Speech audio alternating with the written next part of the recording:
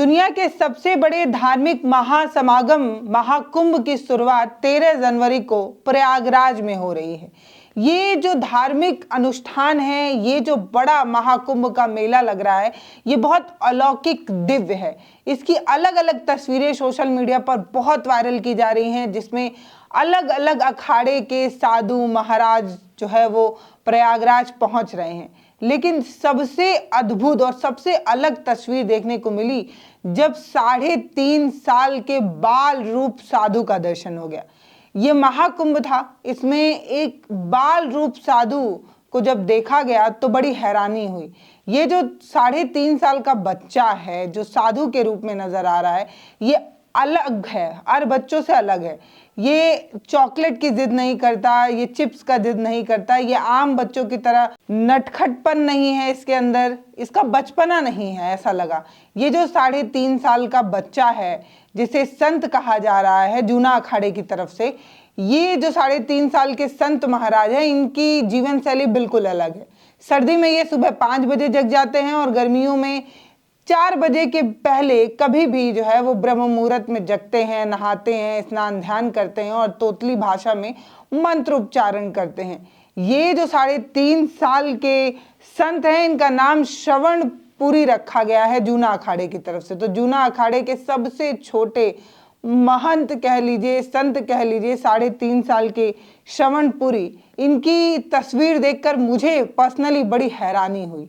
इसलिए हैरानी हुई क्योंकि ये देखने में ये जो बच्चा था, ये जो संत थे, वो बिल्कुल मासूम थे। और एक मासूम बच्चा जिसकी समझ अभी उतनी विकसित नहीं हुई है, हालांकि धार्मिक मुद्दे पर कमेंट करने की मेरी हैसियत नहीं है, लेकिन इसके बावजूद भी एक संवैधानिक सोच रखने के नाते मुझे अटपटा इसलिए भी लगता है क्योंकि एक नाबालिग बच्चा है जिसको उसके माता पिता ने अपनी एक मन्नत पूरी होने पर अखाड़े में दान कर दिया था। बेटा या बेटी या पुत्र या पुत्री किसी भी माता पिता की संतान जरूर है, लेकिन उनकी संपत्ति नहीं है। वो सोना चांदी जमीन अनाज वस्तु प्रोडक्ट नहीं है कि आप उसे उठाकर दान कर दें। और ये बात मैं नहीं कह रही, ये बात सुप्रीम कोर्ट ने भी कही है कि माता पिता की जो संतानें होती हैं, जो उनका पुत्र या पुत्री होती हैं, वो उनकी संपत्ति नहीं है, धरोहर नहीं है, वो राष्ट्र की धरोहर है, राष्ट्र की संपत्ति है, देश की धरोहर है। ऐसे में ये जो श्रवणपुरी हैं, इनकी तस्वीर, जिस समय इनको नटखलियां करनी चाहिए, शरारतें करनी चाहिए, एक बचपना जो होता है एक छोटे बच्चे का, वैसा ना होकर बड़ा अलग और अनोखा दिखा इनका ये जो बचपना था। और इनके इस बचपने को देखकर इसलिए भी हैरानी हो रही थी क्योंकि देश जो है वो उसका हर एक बच्चा जो है वो शिक्षा के अधिकार को मानता है, मिलना चाहिए, क्योंकि देश का संविधान उसे इस चीज की इजाजत देता है कि हर बच्चा जो नाबालिग है या 14 साल से कम उम्र का है, उससे किसी भी तरीके का काम नहीं लिया जा सकता और उसे शिक्षा मिलनी चाहिए। इस तरीके के कानून हमारे देश में है। लेकिन इसके बावजूद भी ये जो 3.5 साल के नटखट संत हैं, या ये कह दें कि छोटे बाल संत हैं, इनकी तस्वीर पर्सनली मुझे बड़ी हैरानी पैदा की। फिर मैंने इनके बारे में थोड़ा डिटेल जानना चाहा कि ये कौन है, इनको इनके माता पिता ने क्यों दान कर दिया और कैसे दान कर दिया। क्योंकि एक माता पिता जो होते हैं, उनके लिए उनकी संतान उनके जीवन भर की कमाई होती है और उसको दान देना बड़ा कठोर दिल चाहिए। ये कैसे कर दिया इन्होंने, और कर भी दिया तो क्या कानून नहीं रोकता है? क्या देश में कोई ऐसा कानून नहीं है? क्योंकि एक बच्चा जो है ना, वो कोई गेहूं की भरी हुई बोरी नहीं है कि आप उठाकर किसी को दान दे दें, किसी को दे दें। एक जो बच्चा है वो इस देश की धरोहर है, मैंने आपसे पहले ही कहा, और उसके अंदर उसको बहुत सारे अधिकार मिले हैं इस देश में रहने, इस देश में पैदा होने के नाते। वो देश की धरोहर संपत्ति है, इसलिए उसके पास कई मौलिक अधिकार हैं, उसकी भावनाएं हैं, उसका संरक्षण, उसके हम सिर्फ केयर टेकर हो सकते हैं। माता पिता के रूप में जो एक संतान को जन्म देने वाली जननी है, जो माता है, वो उसको अपना प्रोडक्ट नहीं समझ सकती, वो सिर्फ उसको अपना केयर टेकर संरक्षक समझ सकती है। ये सोच होनी चाहिए, ये सोच हो ही नहीं सकती है आप उसे दान दे दें। कैसे दिया इन्होंने दान, ये सब जानने की मेरी उत्सुकता बढ़ी। फिर मैंने डिटेल निकाला तो पता चला कि ये जो दंपत्ति थे, इन्होंने 3 महीने का बच्चा जो है इस जूना अखाड़े को दान दिया था। क्यों? क्योंकि इनकी एक मन्नत पूरी हो गई थी। तब उस मन्नत पूरी होने पर इस दंपत्ति ने आश्रम को ये बच्चा जब दान दिया तब आश्रम ने इनका नाम जो है वो संत श्रवणपुरी रखा। 3 साल के बच्चे को संत कहने की बड़ी वजह यही है क्योंकि उनका रहन सहन, उनके बोलने का तरीका, उनके रहने का जो पैटर्न है वो आम बच्चों से बिल्कुल अलग है, इसलिए जूना अखाड़े ने इनका नाम जो है ये रख दिया। क्या करते हैं ये? तो ये जो है वो अनुष्ठान वगैरह में भाग लेते हैं, आरती करते हैं, और एक संत महाराज जो अपनी जीवन शैली जिस तरीके से जीते हैं, तुलसी की माला जपना, मंत्रोच्चारण करना, उस तरीके का काम जो है वो श्रवणपुरी करते हैं।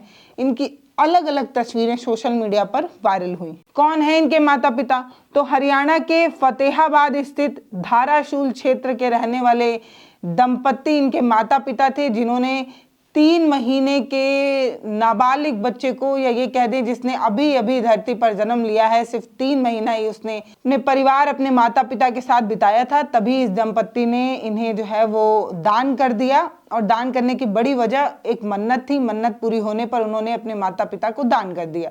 हैरानी मुझे यही लगी क्योंकि मैंने जब सुप्रीम कोर्ट से जुड़ी एक खबर को पढ़ा था तब सुप्रीम कोर्ट ने इस बात को कहा था कि जो बच्चा होता है वो कोई संपत्ति नहीं है, वो देश की धरोहर है।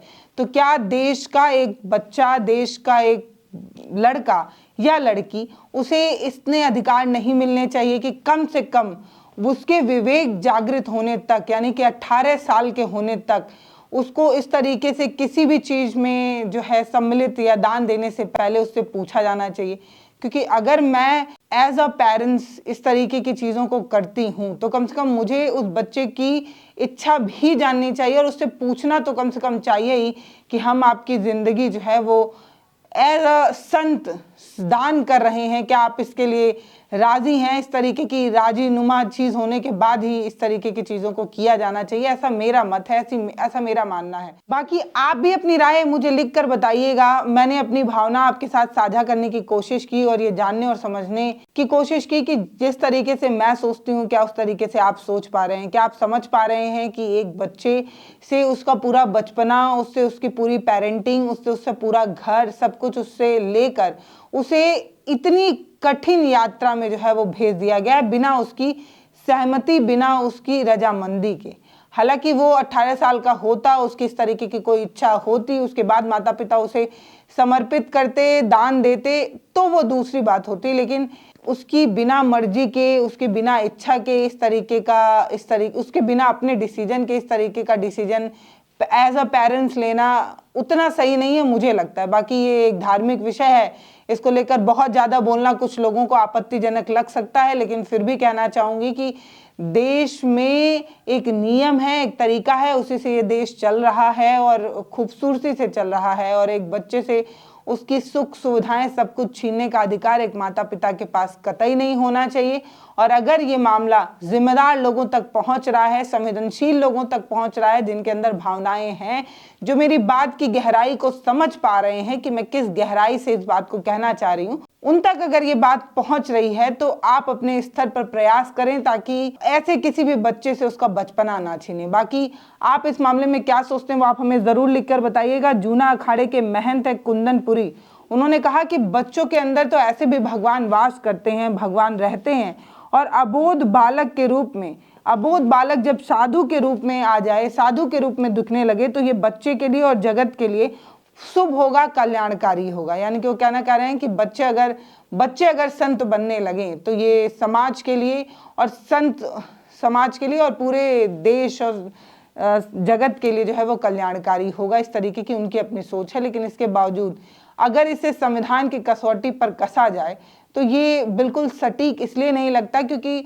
संविधान ये कहता है कि देश में रहने वाले हर युवा की सोच साइंटिफिक टेम्परामेंट की होनी चाहिए, जो विचार होने चाहिए वो वैज्ञानिक सोच के होने चाहिए। हालांकि मैं किसी भी साधु संत महात्मा से ये नहीं कह रही कि वो जो कर रहे हैं या उनकी जो समाज में योगदान है वो कमतर है, लेकिन मैं ये कहना चाह रही हूँ कि एक छोटा मासूम बच्चा जो अभी इस दुनिया में आया है, जिसने अभी इस दुनिया की उतनी कठिनाई देखी भी नहीं है, जिसे अभी और ज़्यादा पेरेंटिंग और ज़्यादा दुलार प्यार सपोर्ट की आवश्यकता है, जब वो बड़ा हो जाए उसके बाद वो कोई डिसीजन ले वो अलग बात है। लेकिन अचानक से उसे इतने कठिन डगर में भेज देना महिला होने के नाते मेरे लिए बड़ा कठिन है इस चीज़ को डाइजेस्ट कर पाना कि एक बच्चे को इतनी कठिन परीक्षा दी जाए, उसे संत और महात्मा बनाया जाए 3-3.5 साल की उम्र में। बाकी आप क्या सोचते हैं वो आप हमें ज़रूर कमेंट सेक्शन में लिखकर बताइएगा। मुझे ये अनोखा लगा, अलग लगा, तो मुझे लगा कि मैं आपके साथ साझा करूं, आपकी राय इसमें जानने की कोशिश करूं। नमस्ते।